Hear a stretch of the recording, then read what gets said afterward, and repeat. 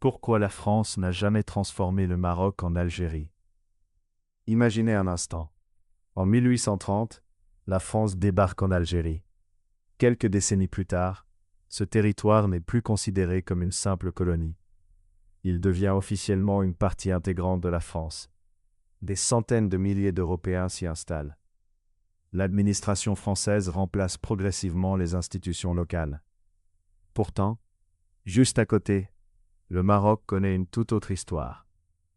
En 1912, la France impose son contrôle sur le royaume, mais choisit un protectorat. Le sultan reste officiellement sur son trône. Les institutions marocaines continuent d'exister. Le pays conserve une personnalité juridique internationale. Pourquoi cette différence? Était-ce un hasard? Un choix politique? Ou le Maroc représentait-il un défi que la France préférait gérer autrement? Ils entretiennent des relations diplomatiques avec les principales puissances européennes. Le Maroc signe des traités commerciaux. Des ambassadeurs circulent entre Fès, Londres, Madrid et Paris. Le royaume n'est pas isolé. Il participe pleinement à la diplomatie internationale de son époque. Cette reconnaissance internationale joue un rôle important. Pour les Européens, le Maroc n'est pas un territoire sans institutions. C'est un État avec lequel ils négocient depuis longtemps. Cela ne signifie pas que le Maroc soit militairement supérieur aux puissances européennes. Au contraire. Au XIXe siècle, l'écart technologique devient immense. En 1844, après le soutien apporté par le Maroc à Abdelkader, la France affronte l'armée marocaine lors de la bataille d'Isly. La victoire française est nette. Le Maroc comprend alors qu'il ne peut rivaliser frontalement avec les armées européennes. Quelques années plus tard, en 1860, l'Espagne remporte également une guerre contre le Maroc. Le royaume doit céder certains territoires et accepter des indemnités importantes. À ce moment-là, le Maroc sait que son indépendance dépend autant de sa diplomatie que de sa capacité militaire. Au début du XXe siècle, les puissances européennes se partagent progressivement le continent africain. Le Maroc devient un enjeu stratégique, mais plusieurs États s'intéressent au royaume. La France, l'Espagne, le Royaume-Uni, l'Allemagne. Aucune puissance ne souhaite provoquer une guerre européenne pour le Maroc. Les crises marocaines de 1905 et de 1911 montrent à quel point la situation est explosive.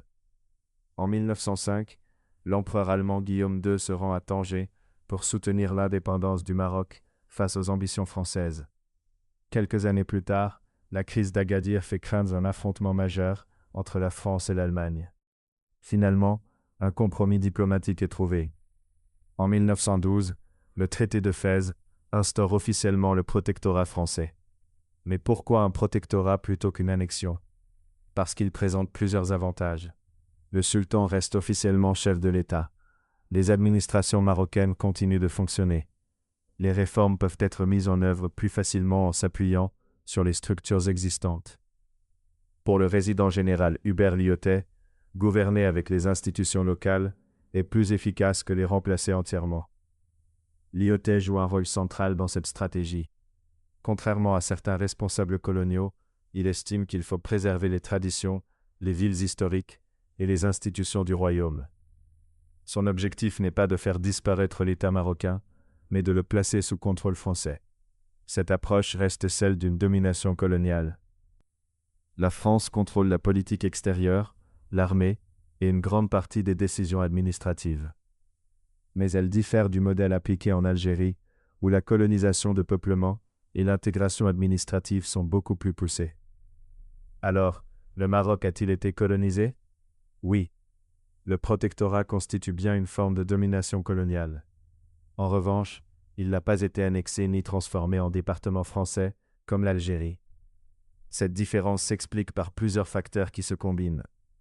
L'existence d'une monarchie reconnue depuis des siècles, une diplomatie ancienne avec les puissances européennes, le contexte international du début du XXe siècle, marqué par les rivalités entre grandes puissances, l'expérience coûteuse de la conquête de l'Algérie, et le choix stratégique de Lyautey d'administrer le Maroc à travers ses institutions plutôt que de les supprimer.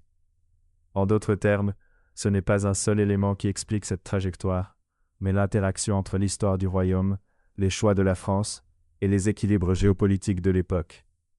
Mais une autre question reste entière.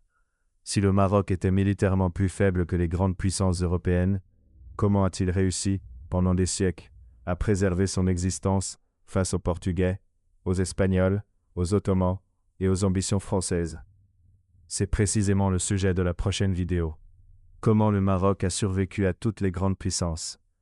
N'hésitez pas à partager en commentaire votre point de vue, en gardant à l'esprit que l'histoire est souvent plus complexe que les idées reçues. Si ce format vous plaît, abonnez-vous pour découvrir les prochains épisodes de cette série consacrée au grand tournant de l'histoire du Maroc.